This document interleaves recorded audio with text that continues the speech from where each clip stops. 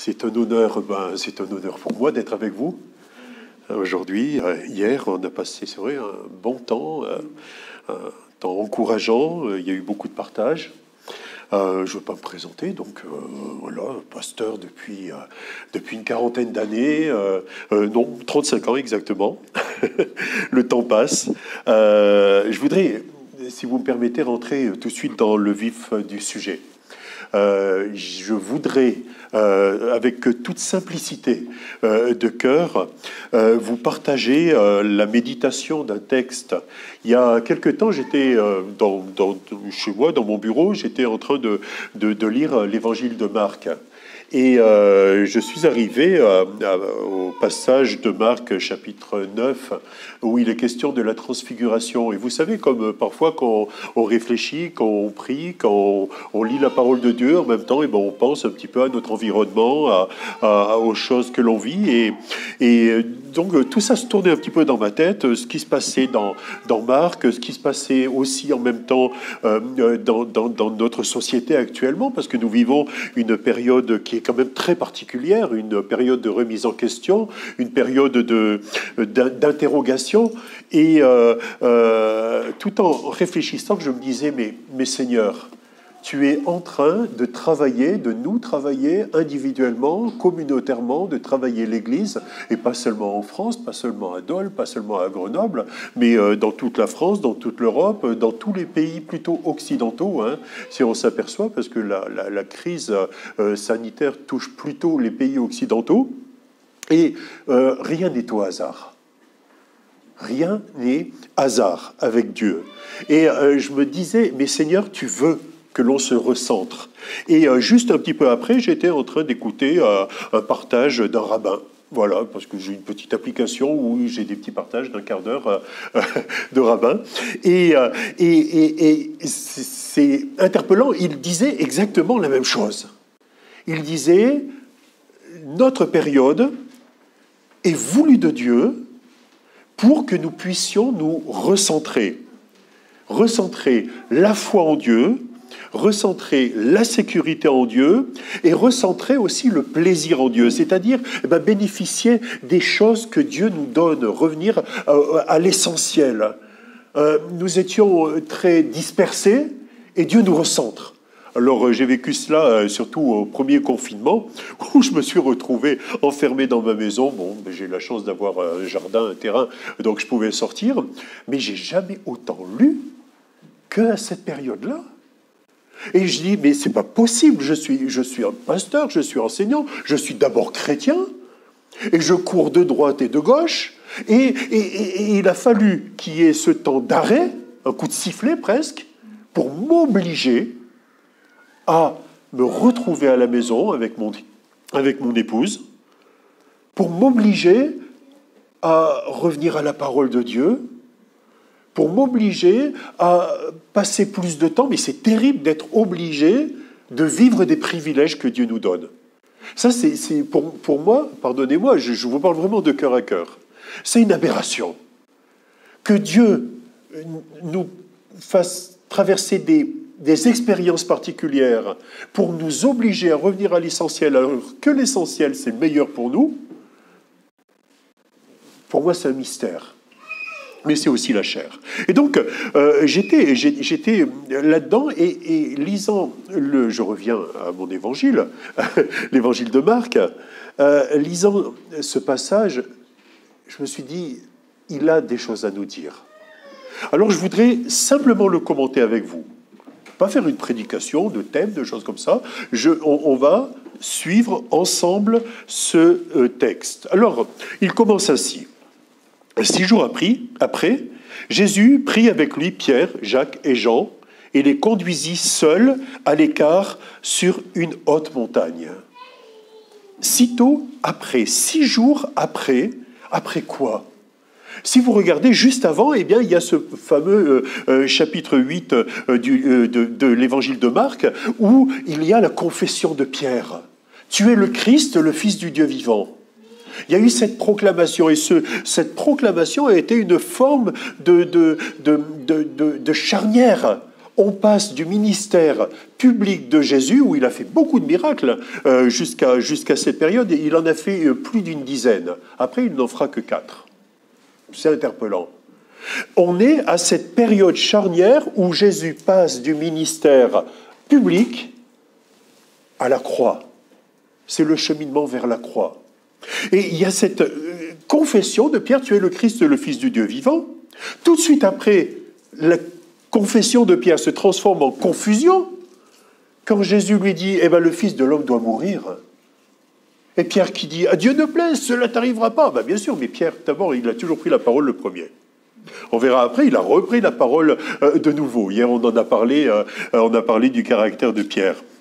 Hein, mais donc, la transfiguration se passe juste après cette double confession-là. La confession de Pierre, tu es le Christ, le Fils du Dieu vivant. La confession de Jésus, le Fils de l'homme doit mourir à la croix. Parce que l'un implique l'autre. Il y a un lien très étroit entre les deux. Et tout de suite après, donc 6 jours après, eh bien, qu'est-ce qui se passe ? Eh bien, il se passe aussi, juste avant, le message inquiétant de Jésus. À ses disciples, il dit, si quelqu'un veut venir après moi, qu'il renonce à lui-même, qu'il se charge de sa croix et qu'il me suive. C'est-à-dire l'appel du discipolat, l'appel du service. Nous sommes tous, on en a parlé hier aussi, tous appelés à être des disciples de Christ, c'est-à-dire des suiveurs de Christ, à l'enseignement de Christ, au modèle de Christ, à l'exemple de Christ. Et aussi, eh bien, Jésus leur précise en disant « Certains parmi vous ne mourront pas avant d'avoir vu la gloire venir. » Et quelle est la gloire si ce n'est la transfiguration ? Et donc, ce texte nous rappelle déjà toutes ces choses. Et ensuite, il est dit que Jésus les conduisit seuls à l'écart sur une haute montagne. Et cette expression de haute montagne m'interpelle beaucoup. Cette haute montagne m'interpelle beaucoup. Pourquoi ? Parce que dans la Bible, la montagne est le symbole de la relation au spirituel. Et très souvent, lorsque vous lisez les psaumes, eh bien, vous apercevez que lorsque la montagne est au pluriel, c'est de l'idolâtrie, et lorsque la montagne est au singulier, c'est la relation avec Dieu. Pour cela, par exemple, que dans le psaume, il est dit « Je lève les yeux vers les montagnes. D'où viendra le secours ?» mais le secours ne vient pas des montagnes. C'est lieux d'idolâtrie. Parce que les hauts lieux étaient sur les montagnes. Mais le secours me vient de l'Éternel qui a fait les cieux et la terre. Amen. Mais il y a aussi le lieu de la montagne. Le mont Horeb, le mont Sinaï, le mont Sion, le mont Tabor. Toutes ces montagnes, c'est les montagnes de la rencontre avec Dieu. Et qu'est-ce que nous dit ce texte ? Si nous voulons voir la gloire de Dieu, il nous faut déjà être en intimité avec notre Seigneur et nous arracher de notre plaine, nous arracher de notre quotidien. Et c'est ce que Dieu permet aujourd'hui. Il nous arrache un petit peu de notre plaine, de toutes nos activités pour nous amener à la montagne, pour le rencontrer. Et ce qui m'encourage, et je voudrais vraiment vous donner cet encouragement, bien-aimés, c'est que votre Sauveur et votre Seigneur désirent l'intimité avec vous. Vous prendre, comme Pierre, Jacques et Jean, il n'a pas pris la foule, il n'a pas pris les 70, il n'a même pas pris les 12, il a pris les 3, l'image de l'intimité. Bien-aimés, bonne nouvelle pour nous aujourd'hui. Notre Seigneur n'est pas un Dieu qui est quelque part dans le ciel, mais notre Seigneur, c'est quelqu'un qui veut notre intimité. Mais pour vivre cette relation intime, il nous faut accepter de monter sur la montagne. Cette montagne de la rencontre. Et voici, donc Jésus prend ses disciples, les amène, les arrache de leur quotidien, les amène à la montagne, en intimité. Et qu'est-ce qui se passe ? Eh bien, le texte continue. Il fut transfiguré devant eux. Ses vêtements devinrent resplendissants, et une telle blancheur qu'il n'est pas de foulant sur la terre qui puisse blanchir ainsi. La transfiguration en grec, c'est métamorphéo. Le changement de forme, métamorphose. Jésus a été transformé. les disciples ont pu voir la condition de Jésus une fois qu'il sera passé par la mort, par la résurrection, et qu'il sera monté au ciel. Cette gloire. Et notre Jésus, aujourd'hui, on a passé les fêtes, les périodes des fêtes, que ce soit Noël, que ce soit toutes ces petites fêtes-là, où Jésus, c'est le petit Jésus à la croix, ou alors c'est le petit Jésus dans la crèche, vous voyez. Mais notre Jésus, bien-aimé, celui qui est la tête de l'Église, c'est-à-dire votre tête, notre tête, ce n'est pas un petit Jésus. Celui que vous priez, bien-aimé, ce n'est pas un petit Jésus. J'ai aimé particulièrement le temps de louange aujourd'hui parce que je trouve qu'il était complètement approprié au texte que je vous partage. Jésus, Jésus, Jésus, Jésus, nous voulons te voir, mais nous le voyons dans la gloire. Dans la gloire, parce qu'aujourd'hui, notre Jésus est un Jésus glorieux. Et ce passage de la transfiguration nous rappelle cela. Un Jésus glorieux, votre Sauveur, n'est pas le petit Jésus. Notre Sauveur, notre Seigneur, est celui qui règne au siècle des siècles, celui devant lequel tous genoux fléchissent. Pour cela que Philippiens rappelle l'abaissement de Jésus et l'élévation de Jésus. Vous connaissez très bien ce texte. Ayez en vous les mêmes sentiments qui étaient en Jésus-Christ. Lui qui n'a pas regardé comme une proie arrachée d'être l'égal de Dieu. Lui qui a accepté de revêtir notre humanité. Lui qui a accepté de mourir, à la croix. C'est pourquoi, heureusement qu'il y a des c'est pourquoi. Non, vous n'êtes pas d'accord? C'est pourquoi il a été souverainement élevé. Et notre Jésus, votre Jésus bien-aimé, c'est ce Jésus-là qui a été prophétisé. Vous regardez par exemple dans le livre de Daniel, au chapitre 7 et au verset 9, où il y a la rencontre de l'Ancien des jours avec le Fils de l'homme, prophétique, la rencontre entre le Père et le Fils. Et regardez comment le Fils est décrit. Donc, Daniel au chapitre 7, à partir du verset 9, mais je lirai à partir du verset 13. « Je regardais pendant mes visions nocturnes, et voici, sur les nuées des cieux, arriva quelqu'un de semblable à un fils de l'homme. Il s'avança vers l'Ancien des jours. On le fit approcher de lui. On lui donna la domination. Amen. La gloire, le règne, et tous les peuples, les nations et les hommes de toute langue le servirent. Sa domination est une domination éternelle qui ne passera point, et son règne ne sera jamais détruit. Ne craignez pas. Ne craignons pas. C'est vrai que l'Église est perturbée. L'Église se remet en question. Mais l'Église est l'épouse de celui dont on vient de parler là. Celui à qui l'on a donné la gloire, l'honneur, la puissance, la domination, le règne au siècle des siècles. Je continue mon texte. Parce que ce texte, je veux qu'il nous parle aujourd'hui. Je n'ai pas envie que ce soit la parole d'un homme qui vous parle. J'ai envie que ce soit le texte. Qu'est-ce qu'il a à nous dire? Qu'est-ce que nous dit ce texte? La transfiguration, l'intimité, la relation avec Dieu. Je monte sur la montagne. La transfiguration, le rappel, la proclamation de la gloire du Sauveur de l'Église. Et le texte continue. Élie et Moïse leur apparurent et s'entretenant avec Jésus. Imaginez la scène. Pierre, Jacques, Jean, avec Jésus, montent sur la montagne. Ils quittent leur quotidien. Il y a la gloire qui vient sur Jésus.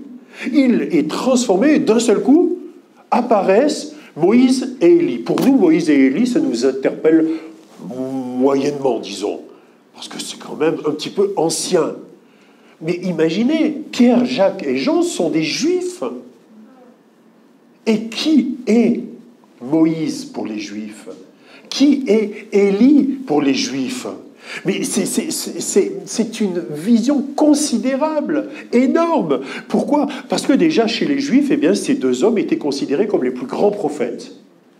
Moïse, le premier prophète, et Élie, le dernier prophète, juste après la division entre Juda et Israël. C'est vraiment les plus grands prophètes. Moïse est invité symboliquement lors de la fête de Sukkot, la fête des temples, des tabernacles, on en parlera juste un petit peu après, et Élie est invité systématiquement à la fête de Pâques. Hein, vous voyez, c'est vraiment des représentations spirituelles très particulières.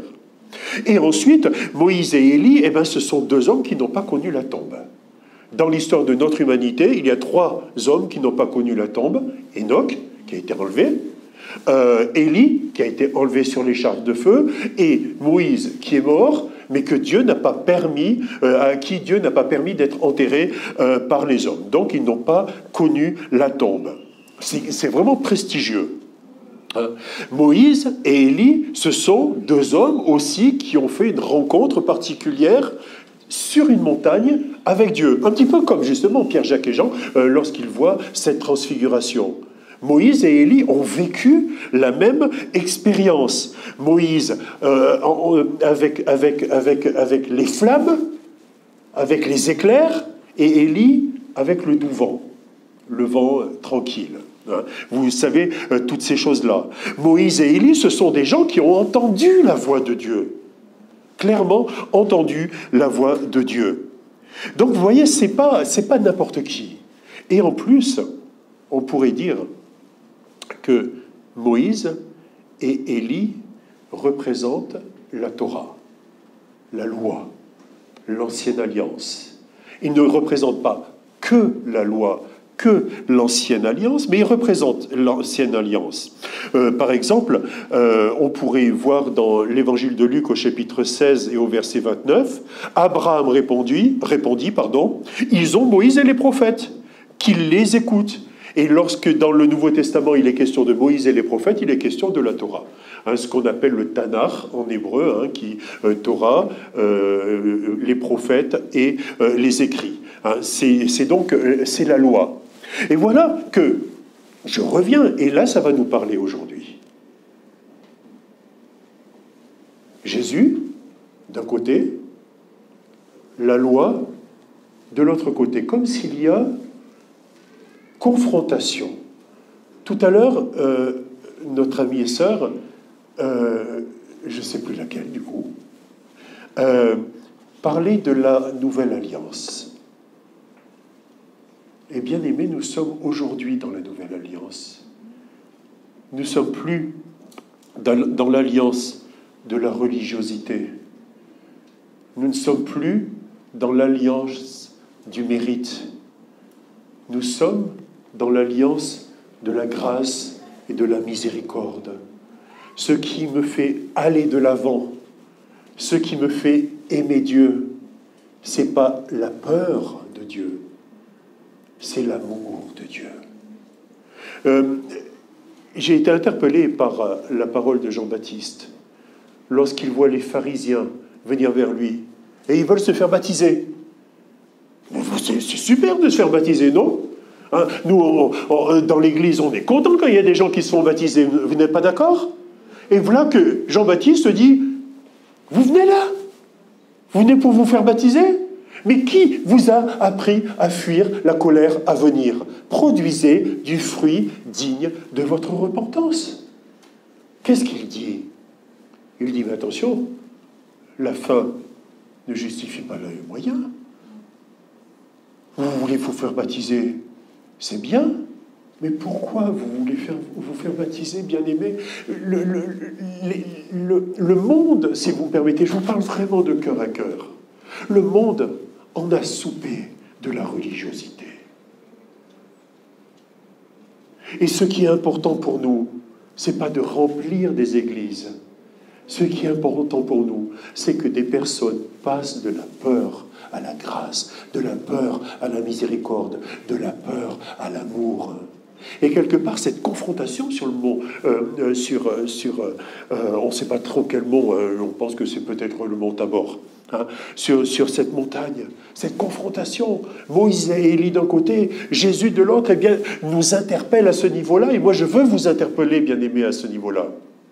Je veux vous interpeller à ce niveau-là. Qu'est-ce que nous choisissons?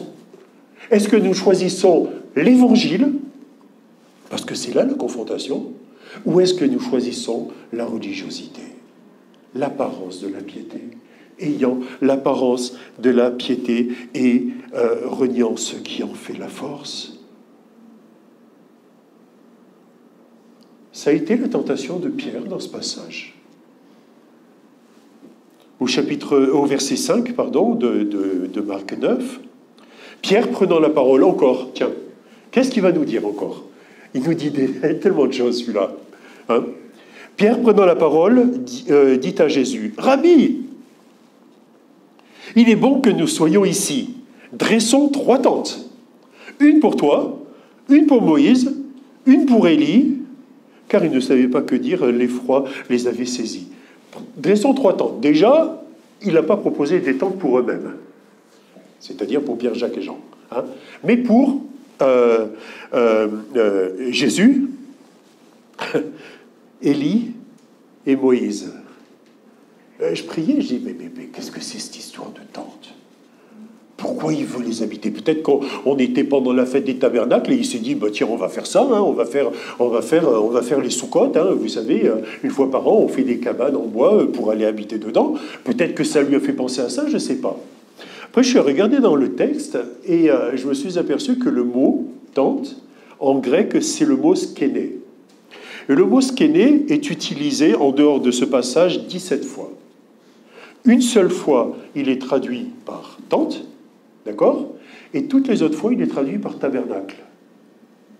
Ah! Et je me suis dit, est-ce qu'il n'y a pas quelque chose derrière? Est-ce qu'il n'y a pas quelque chose derrière?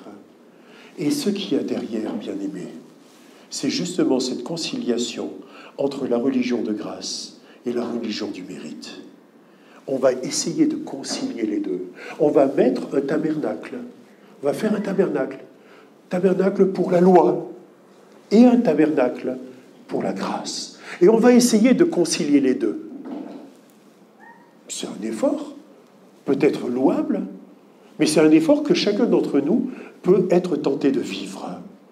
Allez, qu'est-ce que je vais faire pour acheter la grâce de Dieu? Quelle est la somme de lois que je dois accomplir? Alors je fais, mais c'est un petit peu l'image que porte ce texte. Allez, on va mettre ensemble Jésus et la religion. Et bien aimé, parce que là je me sens un petit peu seul, je voudrais que vous me répondiez. Bien-aimé, est-ce qu'il est possible de mettre ensemble l'évangile et la religiosité d'après vous? Non, ça colle pas. Et Pierre, il a essayé ça. Voilà, allez, on va faire une tente, on va mettre tout le monde dedans, et comme ça, et bon, on va concilier tout notre truc. Mais, bien-aimé, avec notre Seigneur, il y a des mais. La nuée vint les couvrir, et de la nuée sortit une voix. Celui-ci est mon fils bien-aimé, écoutez-le. Alors quand Pierre, peut-être Jacques et Jean, voient la nuée, ils se disent, c'est bon, mon idée, ou Pierre se dit, c'est bon, mon idée est bonne. Il n'y a pas de problème. Comme dans l'Ancien Testament, du temps du désert, il y avait la nuée de Dieu. Pas de problème. Dans l'inauguration du temple, le temple de Salomon, vous savez qu'à un moment où ils ont voulu lancer l'inauguration, la Shekinah de Dieu est venue, et donc tous ceux qui étaient à l'intérieur n'ont pas pu accomplir leur service, et ils ont dû sortir. Vous êtes d'accord avec moi? Et là, Pierre, il s'est dit, ouais, super, j'ai lancé une idée, et ça marche. La nuée de Dieu est là. Mais, alléluia, heureusement qu'avec notre Seigneur, il y a des mais. Hein. Parce que si on n'avait pas les mais du Seigneur, eh ben on continuerait là, tranquille, sur notre voie. Vous savez, comme sur le rail, là, on y va. Hein. De la nuée sortit une voix, celui-ci est mon fils bien-aimé. Écoutez-le. La deuxième fois que Dieu, le Père, parle de cette manière. La première fois, c'était le jour du baptême de Jésus, où il lui dit « Tu es mon fils bien-aimé », c'est-à-dire une approbation directe. Et ensuite, le jour de la transfiguration, Dieu parle, le Père parle, et il dit « Celui-ci est mon fils », c'est-à-dire que Dieu veut l'accord, l'attachement, l'adhérence à cette réalité-là. C'est lui le Fils. Jésus seul, tout à l'heure on l'a chanté, rechanté, et c'est juste. Jésus seul. Et d'abord, c'est mon seul message ce matin. C'est mon seul message ce matin. Et on verra un petit peu plus loin où ça peut nous mener. C'est mon seul message. Jésus est Jésus seul. Et qu'est-ce que dit la voix? Écoutez-le. Jésus seul, écoutez-le. Écoutez-le. Mais à qui le Père parle-t-il?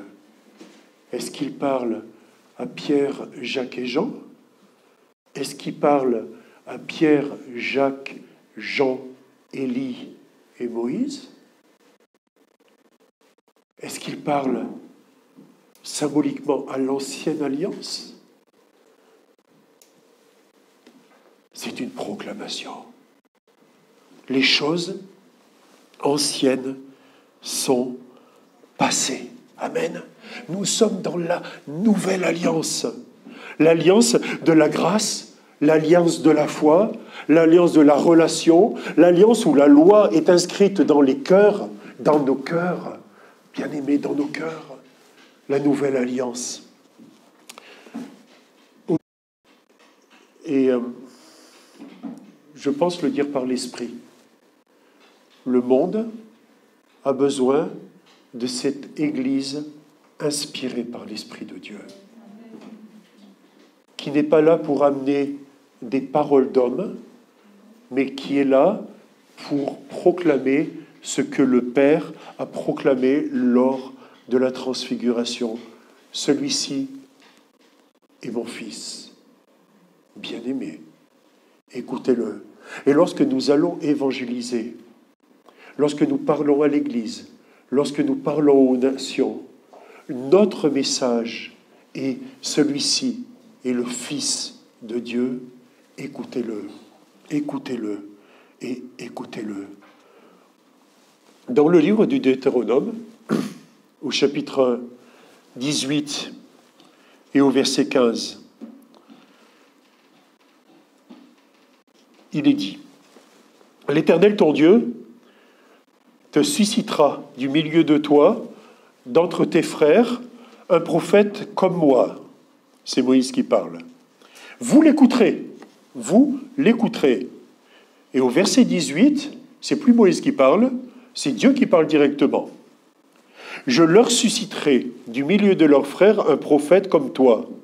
Je mettrai mes paroles dans sa bouche, et il leur dira tout ce que je lui commanderai. Si quelqu'un n'écoute pas mes paroles, qu'il dira en mon nom, c'est moi qui lui en demanderai compte. » Et vous avez remarqué dans ce texte que lorsque Pierre, Jacques et Jean ont vu Moïse et Élie, ils ont commencé tout de suite à parler. Pierre, oh ben on va faire ça. Quand ils entendent la voix de Dieu, ils font silence. Ils ne disent plus rien. Parce qu'il n'y a rien à ajouter à la parole de Dieu. Le grand enseignement que le sacrificateur Élie a donné à Samuel, qui allait avoir un ministère de parleur, puisque c'était un prophète, le premier message que le prophète a appris, c'est « Parle, ton serviteur écoute ».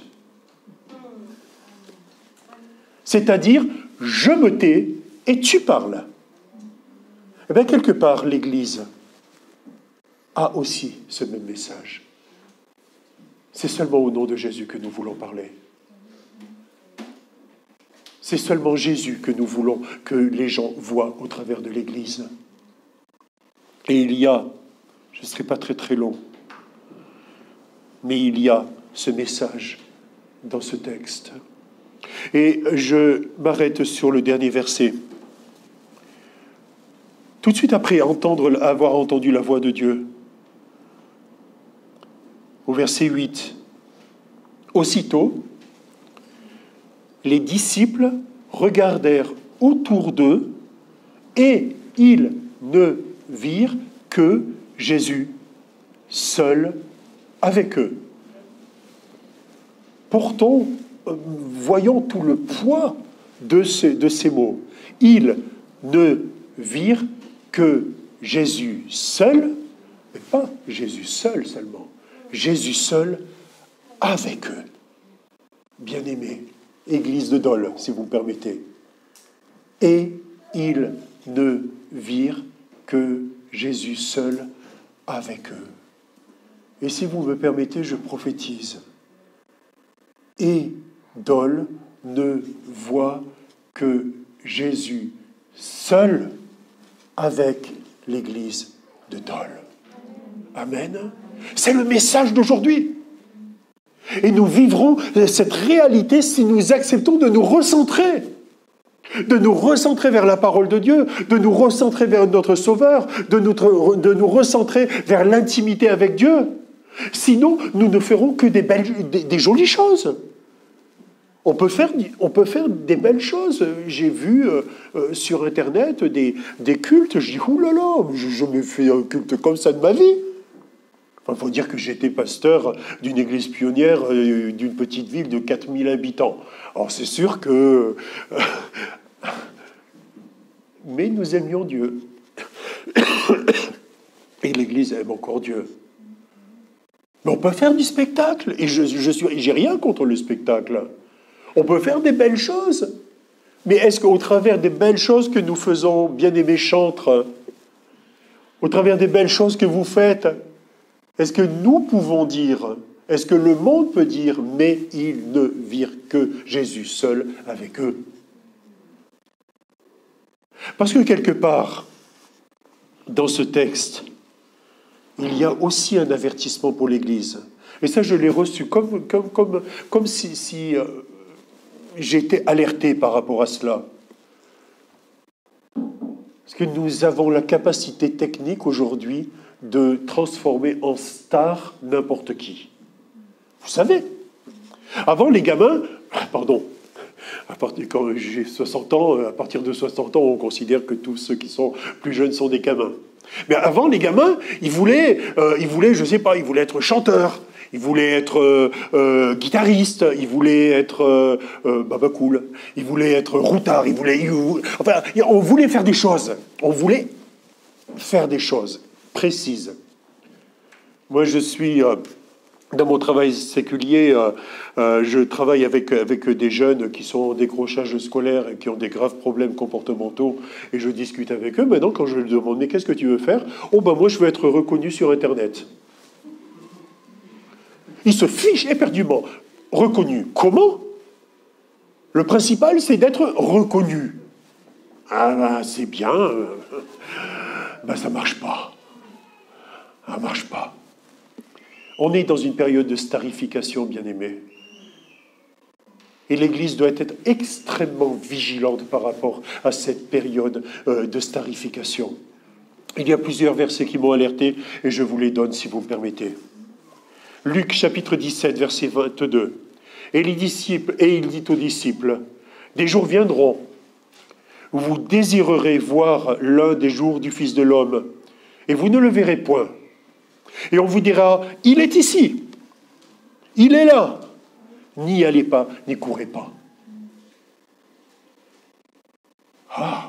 Marc 13, Verset 6, pardon, là je vais vous donner quelques versets, mais il me semble tellement important. Marc 13, verset 6. Car plusieurs viendront sous mon nom, disant, c'est moi. Ils séduiront beaucoup de gens. Il est dit, ils séduiront beaucoup de gens. Mais Matthieu va plus loin. 24, 24. Car il s'élèvera de faux Christ et de faux prophètes. Ils feront de grands prodiges et des miracles, au point de séduire, s'il était possible, même les élus. Et vous voyez ce que l'évangéliste Matthieu dit, ils essaieront de séduire les élus. Mais qui est susceptible d'être séduit aujourd'hui? C'est pas le monde. Le monde est séduit naturellement. C'est son boulot d'être séduit. C'est nous. C'est l'Église. Et les faux Christ, les faux prophètes, utilisent un discours chrétien, un discours évangélique. Ils utilisent des choses qui parlent à l'Église. Les fausses prophéties, les faux miracles, les fausses résurrections. Mais tout amène à l'adoration d'un homme et pas à l'adoration de Dieu. Et ce message, ils virent que Jésus seul avec eux est un message pour l'Église d'aujourd'hui. Je continue. Matthieu 23. Mais vous, ne vous faites pas appeler rabbi, car un seul est votre maître, vous êtes tous frères. Oh mon Dieu, mais Seigneur, inscris cette parole dans l'Église. Inscris cette parole dans l'Église, où la hiérarchie peut s'installer, où il y a des églises même pyramidales, où il y a le boss qui est là, qui fait tout, et les autres. Et là, Jésus, dans son enseignement, est clair. Il dit, n'appelez personne rabbi, n'appelez personne votre père, n'appelez personne votre directeur, c'est votre enseignant principal. Le plus grand parmi vous doit être le serviteur. J'insiste là-dessus parce que j'ai vraiment été interpellé sur ce sujet-là.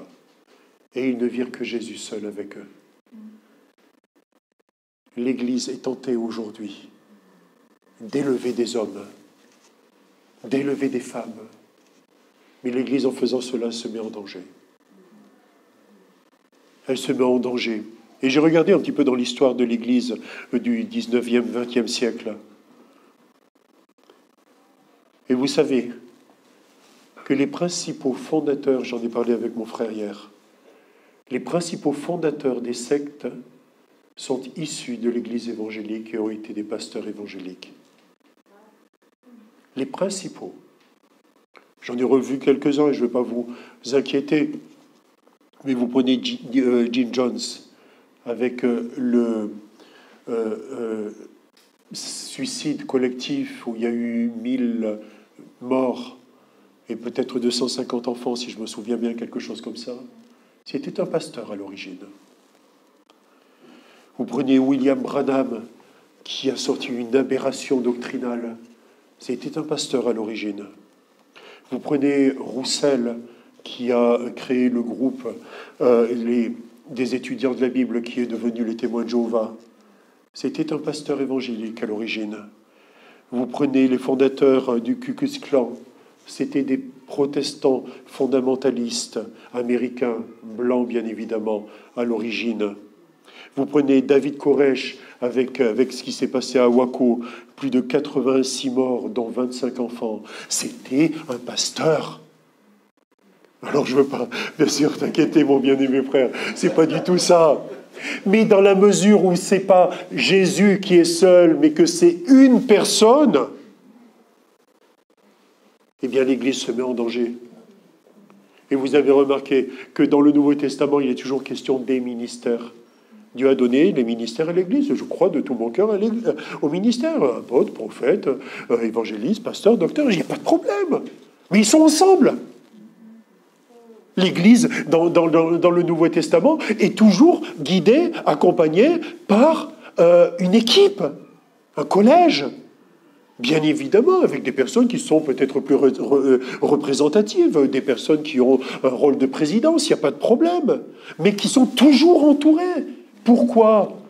Mais tout simplement parce qu'il n'y a que Jésus seul, que Jésus seul. Vous allez me prendre pour un fanatique. Oui, ben d'accord, ben, ok.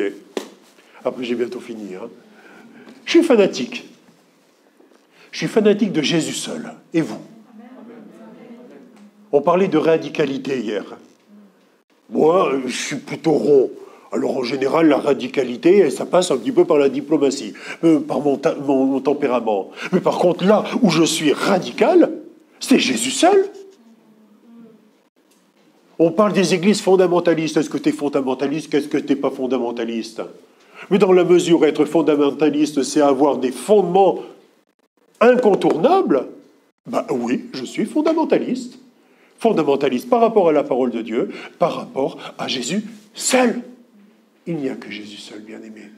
C'est le message. C'est le message. C'est le message pour l'Église aujourd'hui. L'Église doit être vigilante, plus que devant ce qui la repousse. L'Église doit être vigilante plutôt devant ce qui l'attire. Parce que c'est au travers de ce qui nous attire que nous pourrons peut-être nous retrouver en danger. Soyons extrêmement vigilants par rapport à ce qui nous attire. La parole de Dieu, l'amour de la communion fraternelle, l'amour de l'Église, c'est une bonne chose agréée de Dieu. Soyons vigilants à être clairs par rapport à ça.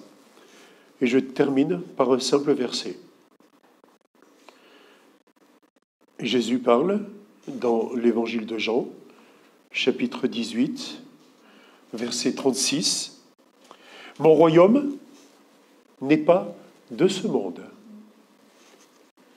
Première parenthèse, eh bien, soyons prudents par rapport aux instances, par rapport au royaume humain qu'on peut vouloir nous imposer. Le royaume de Christ n'est pas de ce monde. Il est spirituel. Il est spirituel. Si mon royaume était de ce monde, mes serviteurs auraient combattu pour moi afin que je ne fusse pas livré aux Juifs. Mais maintenant, mon royaume n'est point d'ici-bas. Bien-aimés, nous n'avons pas à lutter contre la chair et le sang, mais contre les puissances, les dominations, etc. Je vous encourage de tout mon cœur à vivre cette joie de Christ, cette présence de Christ. Et je voudrais inscrire sur votre cœur ce dernier verset sur lequel on s'est arrêté un petit peu plus longuement. Ils ne virent que Jésus seul avec eux. Ensemble, regardez autour de vous. Est-ce que vous n'avez pas, malgré le fait qu'on ne se voit pas entièrement, bon, mais on se voit quand même un petit peu, ensemble, ensemble, ensemble, ensemble, autour de Jésus seul. Amen. Alléluia. On va prier si vous voulez bien. Merci pour ta parole.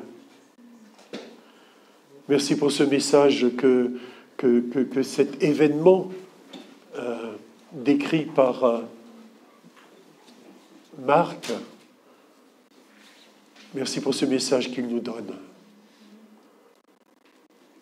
Merci Seigneur, parce que tu nous rappelles qu'il y a seulement, que c'est seulement en intimité avec toi que nous pourrons vivre cette métamorphose, cette transfiguration. Merci Seigneur, parce que ce message, ce passage, nous rappelle qu'il n'est pas possible de concilier religiosité et foi. Et nous ne voulons même pas tenter de le faire, Seigneur. Et pardon, Seigneur, toutes les fois où nous tentons de le faire. Pardon, Seigneur, toutes les fois où nous voulons bâtir un tabernacle pour Moïse, Élie et pour Jésus. Seigneur, nous voulons entendre la voix du Père. Et je te prie pour l'Église ici, afin qu'elle entende toujours la voix du Père, qui proclame au siècle des siècles, celui-ci est mon Fils bien-aimé, écoutez-le. Seigneur, je te prie de marquer dans nos cœurs cette réalité-là, celui-ci est mon Fils bien-aimé, écoutez-le, nous voulons t'écouter. Oh, tout doucement, je vous encourage à élever vos voix devant votre Père, en lui disant, oui, j'entends ta voix. Oui, j'entends ta voix et je veux l'écouter. J'entends ta voix et je veux l'écouter parce qu'il est ton Fils, celui en qui tu as mis toute ton affection. Oh, je vous en prie, tout doucement, élevez vos voix en disant, je veux l'écouter, un peu comme le prophète, avant même d'entrer dans son ministère, a dit, parle, ton serviteur écoute. Que l'Église de Dole ici, que l'Église de France, oh, prions de tout notre cœur, que l'Église de France dise, parle, ton serviteur écoute. Oh, que cette parole soit inscrite dans nos cœurs. Il y a des personnes qui se sentent jeunes dans leur foi, qui se questionnent par rapport à l'engagement, qui se questionnent par rapport à leur marche avec Dieu, qui n'ont peut-être pas pleinement réalisé encore la différence qu'il y a entre suivre des habitudes et vivre par la foi. Je crois que l'Esprit veut inscrire dans votre cœur ce matin, parle, ton serviteur écoute. Parle, ton serviteur écoute. Et pour cette dernière parole aussi, ils ne virent que Jésus seul avec eux. Pardon, Seigneur, lorsque nous plaçons des hommes, des femmes, lorsque nous plaçons des ministères entre toi et nous, et non pas que je rejette les ministères, mais le mot ministère, je vous rappelle, signifie serviteur.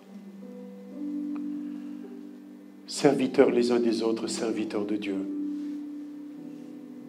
Pardon, Seigneur, pour toutes les fois où je considère comme stars des hommes, des femmes. Ils ne virent que Jésus seul avec eux. Que cette parole soit inscrite dans nos cœurs. Priez, je vous en prie. Je vous demande, priez de tout votre cœur. Ils ne virent que Jésus seul avec eux. Jésus, sois avec nous. Jésus, sois avec nous. Nous avons besoin de toi. Nous avons besoin de ton attouchement. Nous avons besoin de ton accompagnement. Nous avons besoin de ton pardon. Nous avons besoin de ta puissance de résurrection, Seigneur. Nous avons besoin de ta puissance de transformation. Sans toi, nous ne pouvons rien faire. Mais priez, je vous en prie. Priez. Jésus seul. C'est la meilleure des choses qui puissent nous arriver. Jésus seul avec vous. C'est la meilleure des choses qui puissent vous arriver. Oh Seigneur, inscris ces paroles dans nos cœurs ce matin. Inscris tes paroles. Merci pour ta parole. Alléluia. Alléluia. Alléluia. Restons dans la présence de notre Seigneur. Alléluia. Alléluia.